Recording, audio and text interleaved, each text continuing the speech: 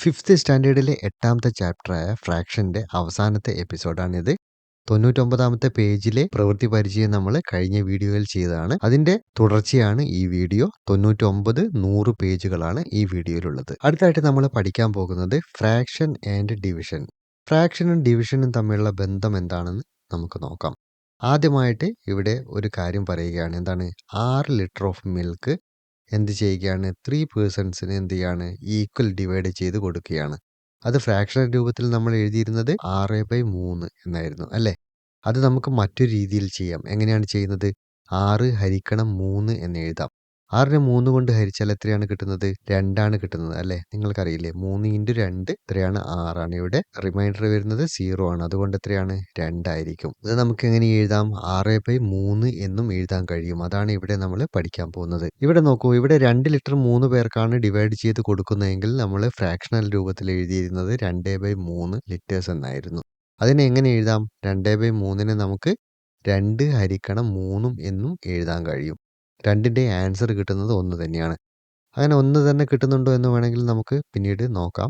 ഇവിടെ 3 മീറ്റർ നീളമുള്ള ഒരു റിബൺ 4 പേർക്ക് വീതിക്കുകയാണെങ്കിൽ എന്താണ് എഴുതിയിരുന്നത്? 3/4 എന്നാണ് എഴുതിയിരുന്നത്. അതിനെ നമുക്ക് 3/4 എന്നും 3 ഹരിക്കണം 4 എന്നും എഴുതാൻ കഴിയുമെന്നാണ് പറഞ്ഞിരിക്കുന്നത്. ഇവിടെ എന്താണ്? ഡിവിഷൻ ആണുള്ളത്. ഇവിടെ എന്താണുള്ളത്? ഫ്രാക്ഷൻ മെത്തേഡാണുള്ളത്. അപ്പോൾ 2 രീതിയിൽ ചെയ്ത് കഴിഞ്ഞാലും ഒരേ ആൻസർ തന്നെയാണ് കിട്ടുന്നത്. നമുക്ക് നോക്കാം.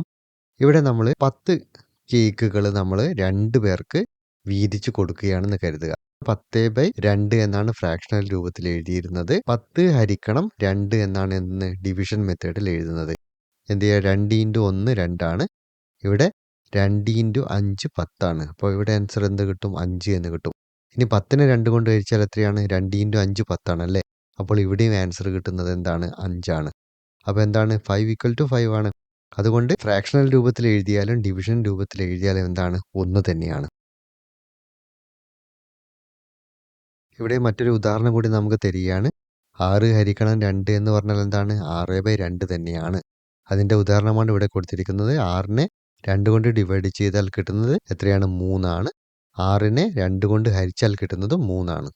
ഇനി ഇതിൽ കൂടുതൽ എക്സാമ്പിൾ തരേണ്ടതില്ല എന്ന് തന്നെയാണ് എനിക്ക് തോന്നുന്നത്. ഇനി നമ്മൾ പഠിച്ചത് എന്താണ്? ഫ്രാക്ഷണൽ രൂപത്തിൽ എഴുതുന്നതും പഠിച്ചിട്ടുണ്ട്, മിക്സഡ് ഫ്രാക്ഷണൽ രൂപത്തിൽ എഴുതുന്നതും പഠിച്ചിട്ടുണ്ട്. അതെങ്ങനെയാണ് ഡിവിഷനിൽ വരുന്നത് എന്ന് കൂടി നമുക്ക് പരിശോധിക്കേണ്ടതുണ്ട്. മിക്സഡ് ഫ്രാക്ഷൻ എങ്ങനെയാണ് ഡിവിഷനിൽ വരുന്നത് എന്നുകൂടെ നമുക്ക് നോക്കാം. 7 എന്താണ് ചെയ്യുന്നത്? 2 കൊണ്ട് ഡിവൈഡ് ചെയ്യാനാണ് പറഞ്ഞിരിക്കുന്നത്. 7നെ 2 കൊണ്ട് ഡിവൈഡ് ചെയ്ത് നോക്കാം. 7 divided into 2 gives 3 and reminder 1. 3 കൊണ്ട് ഗുണിച്ചു കഴിഞ്ഞാൽ 3 × 2 6 ആണ് കിട്ടുന്നത്. റിമൈൻഡർ എന്ത് കിട്ടി? 1 കിട്ടി. ഇതെങ്ങനെയാണ് എഴുതിയിരുന്നത്? 3 1/2 എന്നാണ് എഴുതിയിരുന്നത്. ഇത് നിങ്ങൾ മുമ്പുള്ള ക്ലാസ്സുകളിൽ പഠിച്ചിട്ടുണ്ടാവും. അപ്പോൾ എന്താ? ഇതൊരു മിക്സഡ് ഫ്രാക്ഷനായിട്ട് നമുക്ക് എഴുതുവാൻ സാധിച്ചു. അപ്പോൾ ഡിവിഷൻ ചെയ്യുമ്പോൾ ഇവിടെ എന്താണ്? റിമൈൻഡർ വരികയാണെങ്കിൽ അതിനെന്ത് ചെയ്യാം? മിക്സഡ് ഫ്രാക്ഷനിൽ എഴുതുവാൻ സാധിക്കും.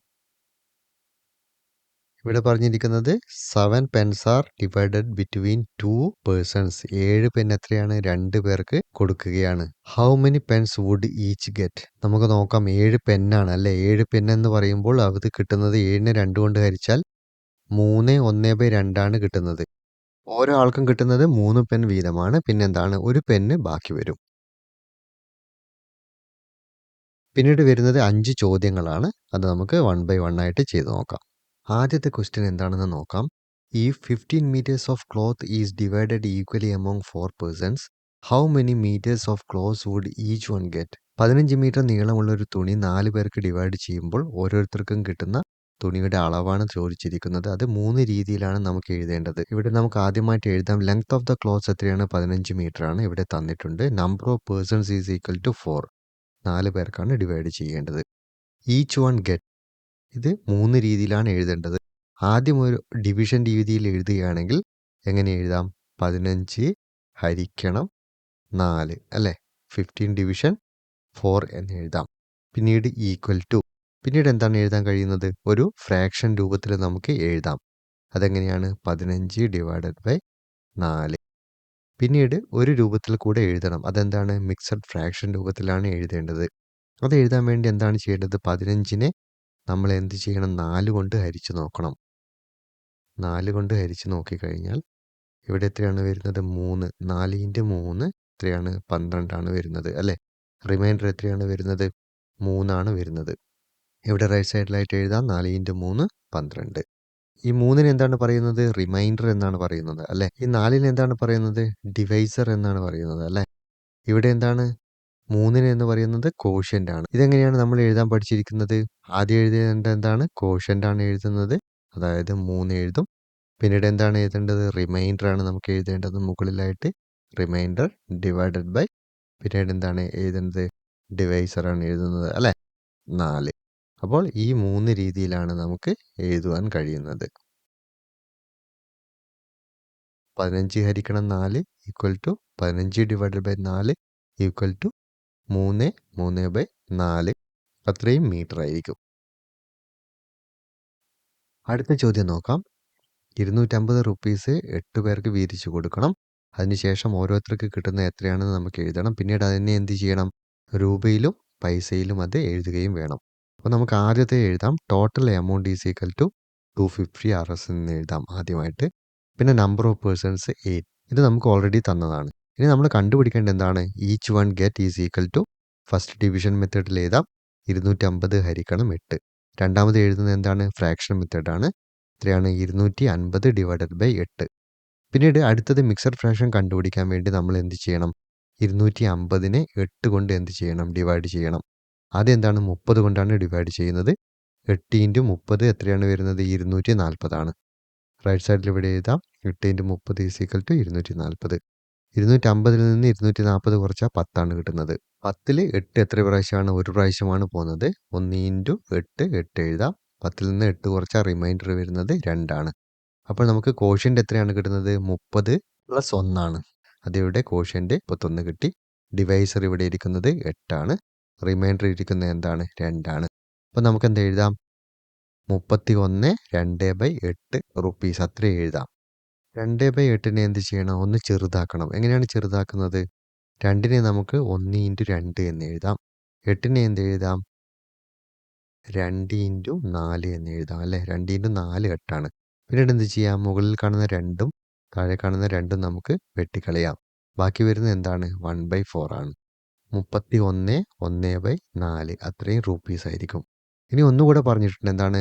31 1/4-നെ നമ്മൾ എന്ത് ചെയ്യണം? റുപ്പീസിലും പൈസയിലും ആക്കിയിട്ട് മാറ്റി എഴുതണം.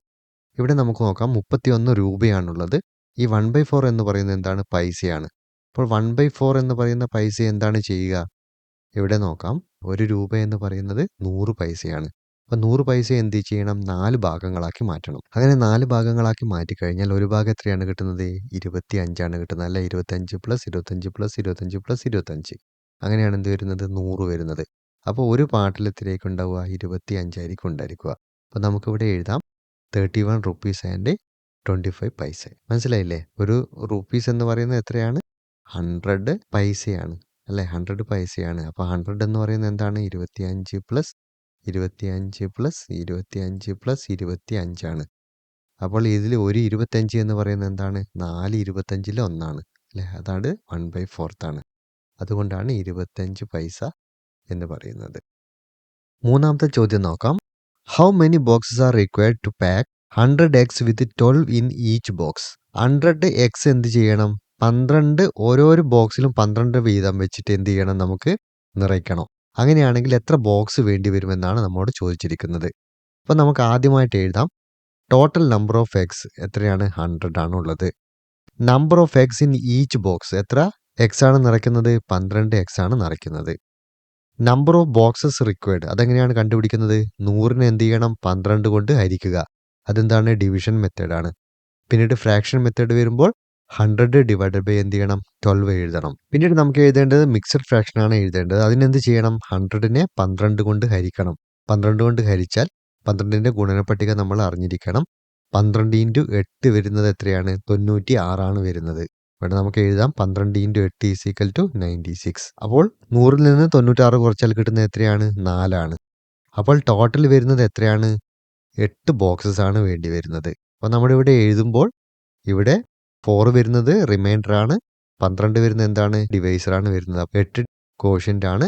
അപ്പോൾ നമുക്ക് 8/4/12 എന്ന് എഴുതാം. പിന്നീട് എന്ത് ചെയ്യാം? 4/12 വേണമെങ്കിൽ നമുക്ക് ഒന്നുകൂടെ ചെറുതാക്കി എഴുതാം. എങ്ങനെയാണ് ചെറുതാക്കി എഴുതുക? 4ന് നമുക്ക് എന്ത് എഴുതാം? 1/4 എന്ന് എഴുതാം. 12ന് എന്ത് എഴുതാം? 3/4 എന്ന് എഴുതാം. അപ്പോൾ എന്ത് ചെയ്യാം? ഈ 4ഉം ക്യാൻസൽ ചെയ്ത് കഴിഞ്ഞാൽ കിട്ടുന്നത് 1/3 ആണ്. അപ്പോൾ നമുക്ക് വേണമെങ്കിൽ ഇങ്ങനെ എഴുതാം. 100 division 12 equal to 100 divide by 12 equal to 8 and 1/3 അങ്ങനെ എഴുതാം. പിന്നീട് ഇങ്ങനെ ചെയ്ത് കഴിഞ്ഞാൽ നമ്മുടെ കയ്യിൽ ടോട്ടൽ ഉള്ളത് എത്രയാണ്? 100x ആണ്. 12 എണ്ണം വീതമാണ് ഒരു ബോക്സിൽ നിറയ്ക്കുന്നത്. അപ്പോൾ 8 ബോക്സിൽ നിറച്ചു കഴിഞ്ഞാൽ എത്രയാണ് ബാക്കി വരുന്നത്? 4x ബാക്കി വരുന്നുണ്ട്. അതുകൂടെ നമുക്കിവിടെ എഴുതാം. 8x are required for 100x. It left 4x. നാലാമത്തെ ക്വസ്റ്റ്യൻ നോക്കാം. If 15 liters of milk is divided equally among 4 persons, how much would each get in liters? അതായത് 15 ലിറ്റർ ഓഫ് മിൽക്ക് 4 പേർക്ക് എന്താണ് ഡിവൈഡ് ചെയ്ത് കൊടുക്കുകയാണെങ്കിൽ ഓരോരുത്തർക്കും എത്ര ലിറ്റേഴ്സ് പാലാണ് കിട്ടുന്നത്? ഒന്നാമത്തെ ക്വസ്റ്റ്യൻ ഓർമ്മയുണ്ടോ? അവിടെ 15 മീറ്റേഴ്സ് ഓഫ് എന്തായിരുന്നു? ക്ലോസ് ആയിരുന്നു 4 പേർക്ക് ഡിവൈഡ് ചെയ്ത് കൊടുത്തത്. ഇവിടെ മിൽക്ക് ആണെന്നുള്ള ഒരു വ്യത്യാസമേ ഉള്ളൂ. എങ്കിലും നമുക്ക് ഒന്നുകൂടെ ചെയ്യാം. സെയിം ആൻസർ തന്നെയായിരിക്കും കിട്ടുന്നത്. ടോട്ടൽ എമൗണ്ട് ഓഫ് മിൽക്ക് എന്ത് എഴുതാം? 15 ലിറ്റേഴ്സ് എന്ന് എഴുതാം. നമ്പർ ഓഫ് പേഴ്സൺസ് എന്താണ്? 4 എഴുതാം. ഈച്ച് വൺ ഗെറ്റ്സ് എത്രയായിരിക്കും? ആദ്യം നമുക്ക് ഡിവിഷൻ മെത്തേഡിൽ എഴുതുമ്പോൾ എന്താണ്? 15 ഡിവിഷൻ 4 ആണ് വരുന്നത്. ഈക്വൽ ടു പിന്നെ ഫ്രാക്ഷൻ മെത്തേഡിൽ എഴുതാം 15 ഡിവൈഡഡ് ബൈ 4. അടുത്ത ഫോം അറിയണമെങ്കിൽ എന്ത് ചെയ്യണം? നമ്മൾ ഇതിനെ ഹരിച്ചു നോക്കണം. 15നെ 4 കൊണ്ടാണ് ഹരിക്കേണ്ടത്. എത്രയാണ്? 4 ഇൻറ്റു 3 ആണ് 12 വരുന്നത്. അപ്പോൾ റൈറ്റ് സൈഡിൽ എന്ത് എഴുതണം? 4 ഇൻറ്റു 3 ഈക്വൽ ടു 12 എന്ന് എഴുതാം. 15ൽ നിന്ന് 12 കുറച്ചാൽ കിട്ടുന്നത് 3 ആണ്. റിമൈൻഡർ 3 കിട്ടി. ഡിവൈസർ എത്രയാണ്? 4 ആണ്. കോഷ്യൻ്റ് എത്രയാണ് വരുന്നത്? 3 ആണ്. 3/4 എന്നാണ് എഴുതുന്നത്. ആ ആൻസർ നമുക്കിവിടെ എഴുതാം. 3/4 അത്രയും എന്തായിരിക്കും? ലിറ്റേഴ്സ് ആയിരിക്കും. അഞ്ചാമത്തെ ക്വസ്റ്റ്യൻ നോക്കാം. Among how many persons can 15 litres of milk be shared if each is to get 4 litres? 15 litre of milk ഒരാൾക്ക് 4 ലിറ്റേഴ്സ് വീതം വീതിച്ചു കഴിഞ്ഞാൽ എത്ര പേർക്ക് കൊടുക്കാൻ കഴിയുമെന്നാണ് ചോദിച്ചിരിക്കുന്നത്. ആൻസർ വരുന്നത് സെയിം തന്നെയാണ്. എമൗണ്ട് ഓഫ് മിൽക്ക് എന്തെഴുതാം? 15 ലിറ്റേഴ്സ് എന്ന് എഴുതാം. Amount of milk each one get എത്രയാണ്? 4 ലിറ്റേഴ്സ് ആണ് കിട്ടുന്നത്. അങ്ങനെയാണെങ്കിൽ നമ്പർ ഓഫ് പേഴ്സൺസ് അതെങ്ങനെയാണ് നമ്മൾ കാണുന്നത്? 15 ഡിവിഷൻ 4 അല്ലെങ്കിൽ എന്താണ്? 15 ഡിവൈഡഡ് ബൈ 4 അല്ലെങ്കിൽ കിട്ടുന്ന എന്താണ്? 3/4 എന്നാണ്. അത്ര ആളുകൾക്കാണ് വീതിക്കേണ്ടത്. ഇവിടെ 3/4 എന്ന് പറയുമ്പോൾ 3 ആളുകളും പിന്നെ 4ൽ 3 ഒരാളെ കീറി മുറിക്കാനൊന്നും പറ്റില്ല അല്ലേ? അപ്പോൾ നമുക്ക് എന്ത് എഴുതാം? 3 persons get 4 litre of milk. It left 3 litre of milk. 3 ആളുകൾക്ക് 4 ലിറ്റർ വീതം കൊടുത്തു കഴിഞ്ഞാൽ എത്ര ലിറ്റർ പാല് ബാക്കി വരും? 3 ലിറ്റർ പാലാണ് ബാക്കി വരുന്നത്.